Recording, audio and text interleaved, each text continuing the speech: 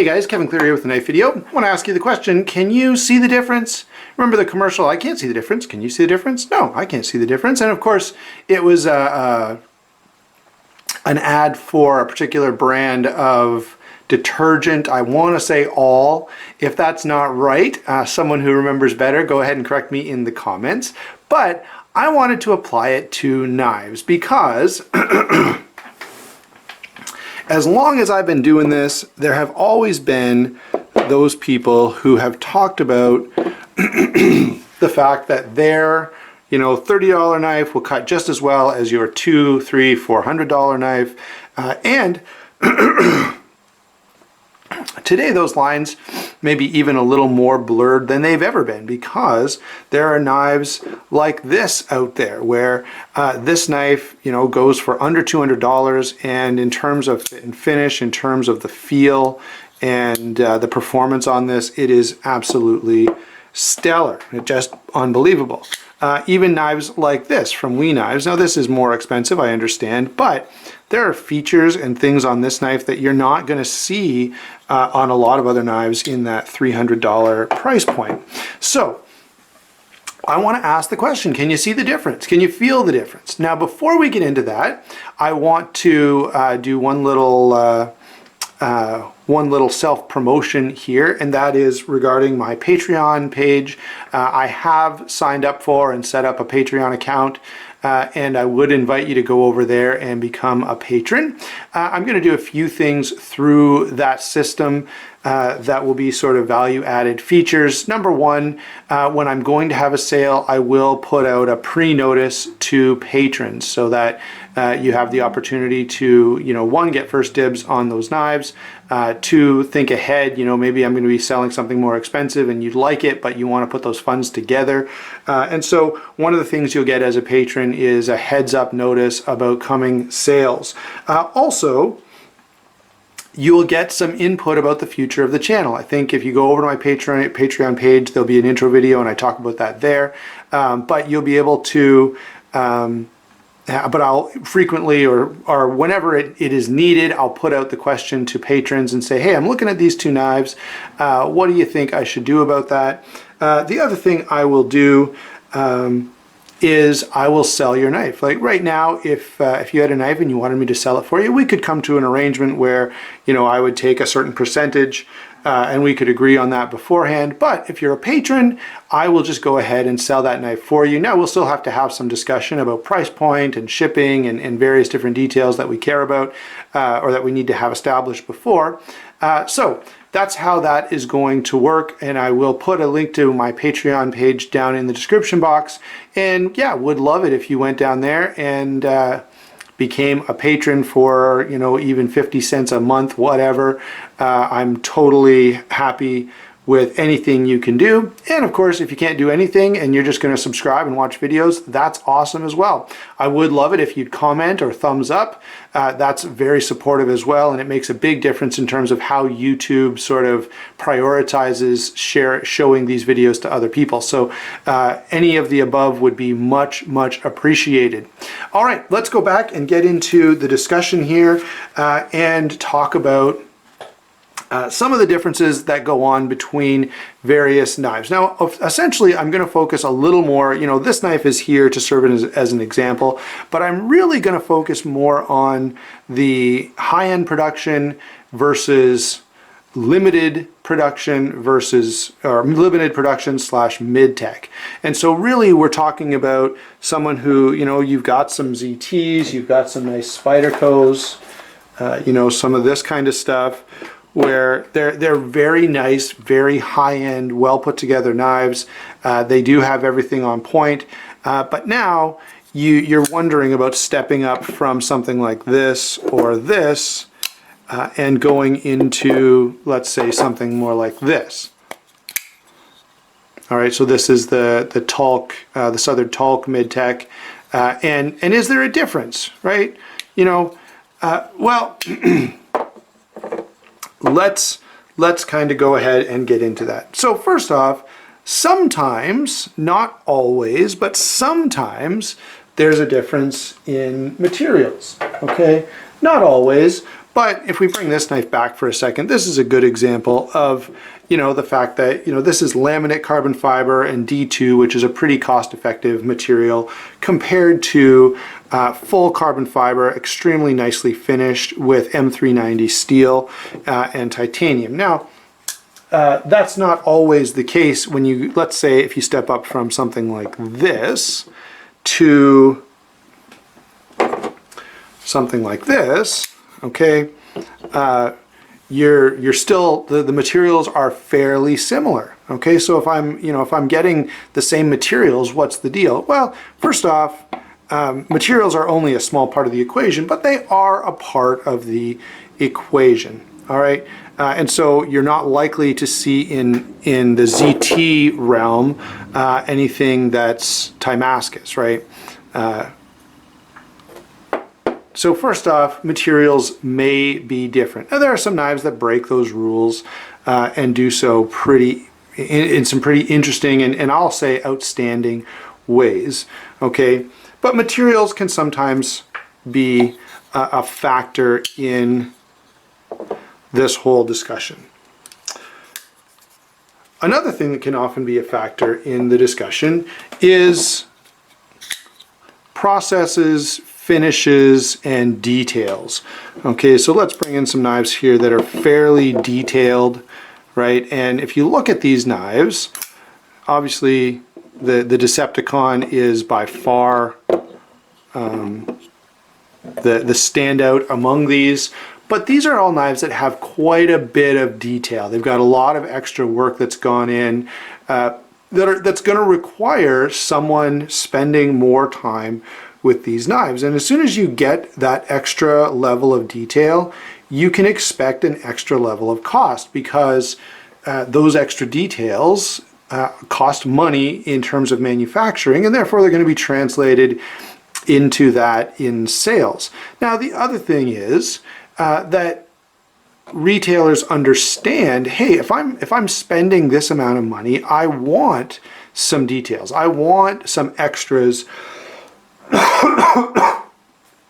that I'm not getting on, say a knife like this.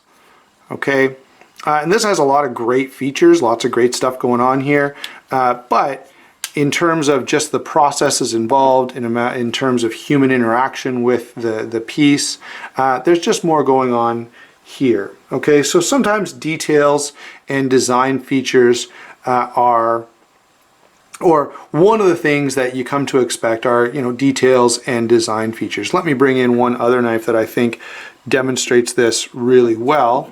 And that is this knife here. The reason I have it here is because of the fact that for what it is, okay, a G10 Liner Lock knife, this is fairly expensive. And one of the things that is different about this than other knives in the price point are the outstanding attention to detail. They have not missed a beat, right? Every little thing from the contouring around the screws to the fact that there are these screws. A lot of companies would just screw directly into G10, but the fact that you have these inserts here, meaning you can thread steel into steel, that steps this knife up a notch. Okay, the very nicely rounded back spacer, the crown spine, those little details all take time, all take energy, all add cost. And so that's one of the things you're getting when you step up. Check out, let's say, a knife like this, which, by the way, is a fantastic knife.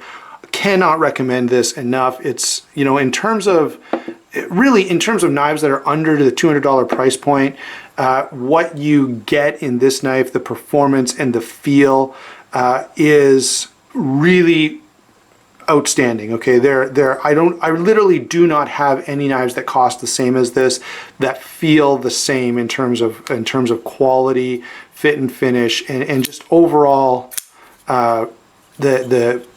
as I say, the feel of this knife is amazing.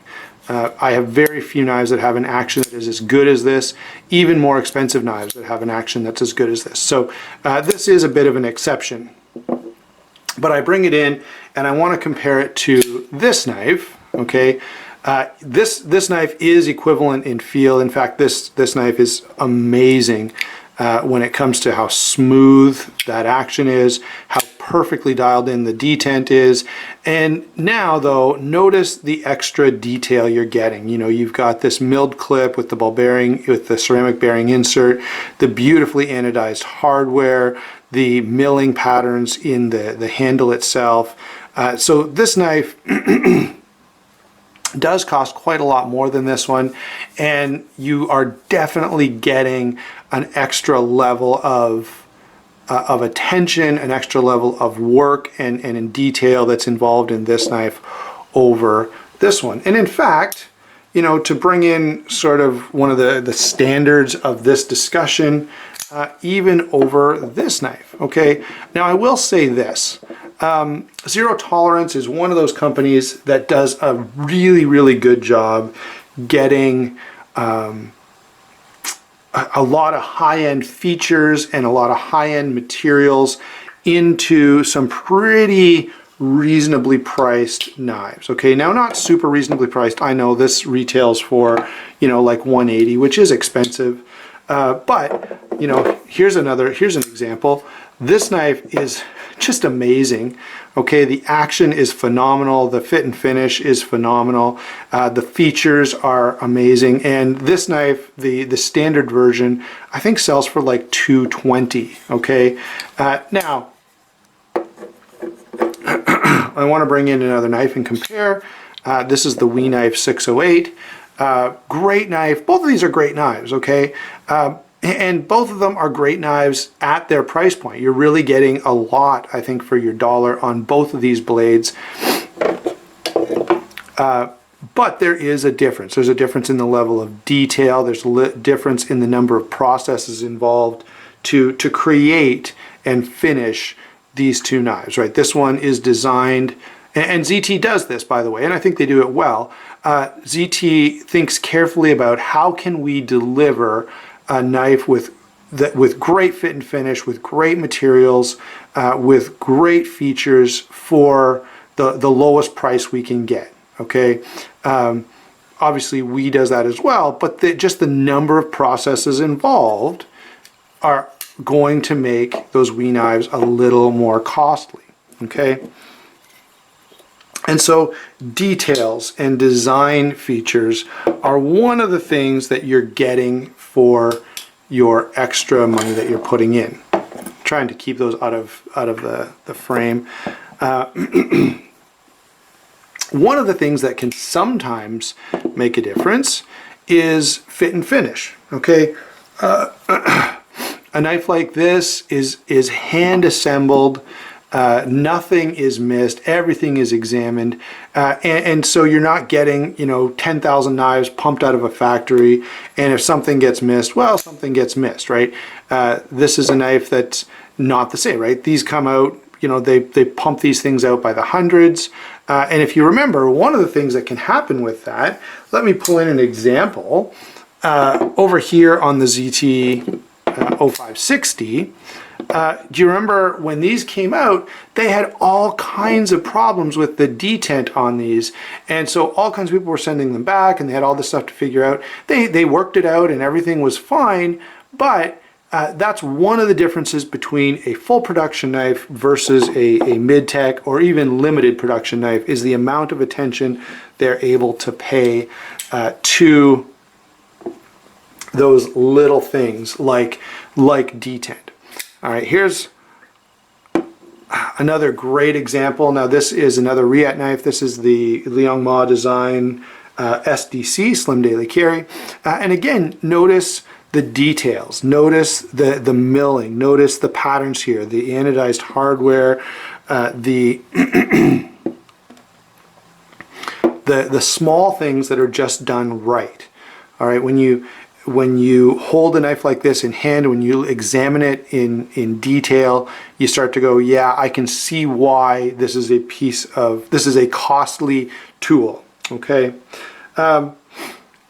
And so fit and finishing and quality control, right? When you're pumping out thousands of knives, you just can't afford to have someone you know, go over every single one in detail to make sure that it's perfect before it goes out the door. And so some are going to slip through just because of the sheer large numbers that are going out. Something like this, you can afford to spend that extra time, that extra care, and make sure that if it goes out the door of this company or factory or whatever it is, it's going to be pretty stinking good. Okay. Now there are a couple of other things that are different. Okay. There are a couple of other things that are, I don't know, more subjective, if you will. And these I'm going to call like immeasurables. All right. So a knife like this, great knife, absolutely phenomenal. Really love it.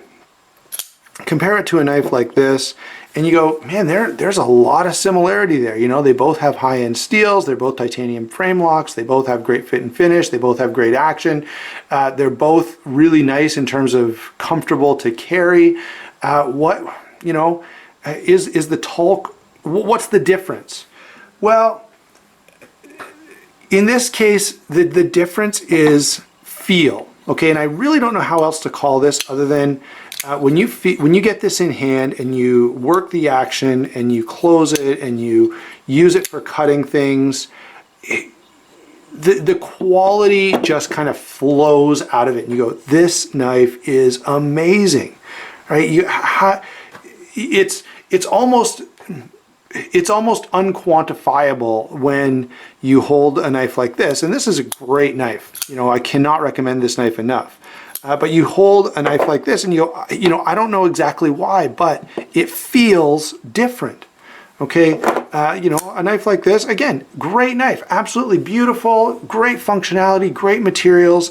It's an outstanding knife, but it doesn't have the soul. It doesn't have the feel, that intangible something that a knife like the Talk has. Even a knife like this.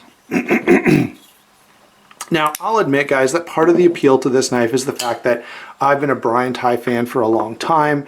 I really like his work. I really like his designs. And to have something that is sort of one step up from regular production into, you know, something like this with a high degree of quality control, high degree of fit and finish, that's part of the appeal to me. But this is a knife that has soul. Okay, not only that, but this is a knife that when you get this knife in hand, it becomes part of you. Okay, it is just amazing, and those are things you can't really quantify.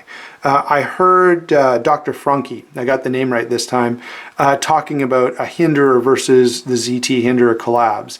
And he said there's just something about a Hinderer that makes it a Hinderer. And that is absolutely true. There's a soul there. There's a feel that is kind of intangible, but it's there, okay? And if I grab a few knives here and show you, these are all great knives, and I'm picking on Zero Tolerance because of the production companies. Zero Tolerance, I would say, is about the best and gets about the closest to, you know, to a mid-tech or even a custom in features and in quality and even in feel. These do, when you hold them, when you use them, you go, yeah, this is a quality knife, okay? But these knives, as great as they are, okay, when I pull in some other examples, this one, let's add this one,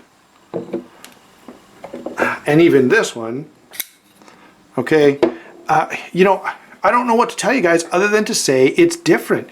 These knives, they do feel different. They do feel better than the ZTs do, okay? And I think it's just a combination of, yeah, the soul of the knife, the feel, the smoothness, the way that they feel in hand, the details, you know, and somehow all of these things kind of come together into a different sensation when you hold, use, carry these knives, okay? So, is there a difference between the $50 knife and the $150 knife, let's work through this in sort of a summary fashion.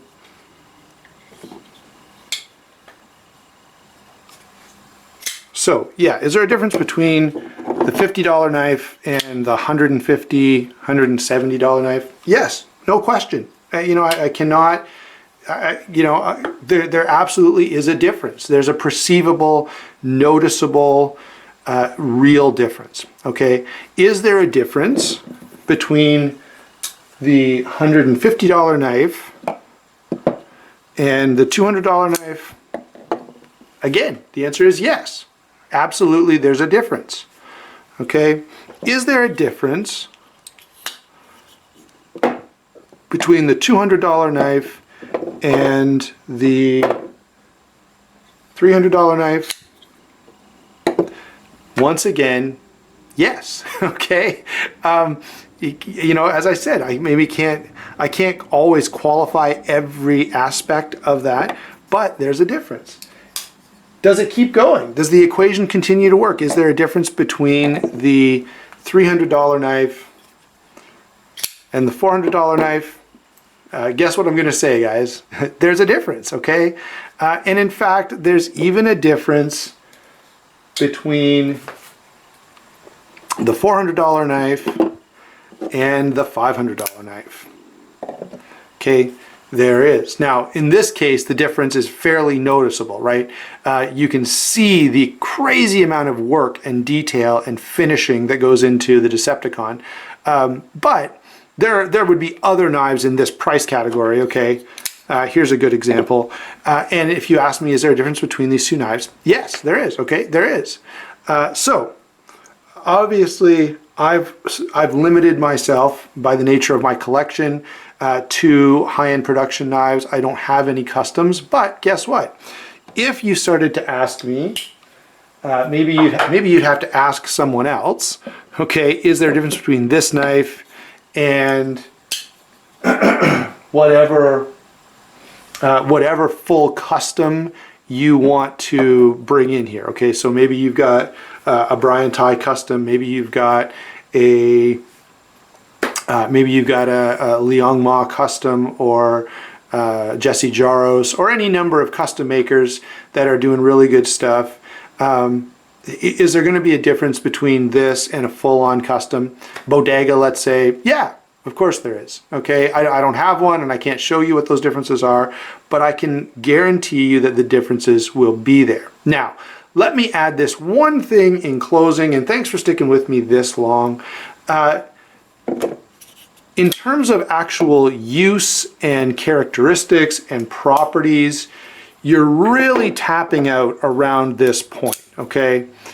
These knives, in terms of what you're getting for what you're spending, and in terms of real measurable improvements, here's probably about where things stop getting actually nicer to use, and it's just becoming about those minor details that really don't affect day-to-day performance. Okay, so wanted to put that out there, and maybe you'll never want a knife of this at this price point. Maybe you won't. You know, maybe the most expensive knife you'll ever own is a Para 2, or maybe the most expensive knife you'll ever own is a Rat 1. Okay.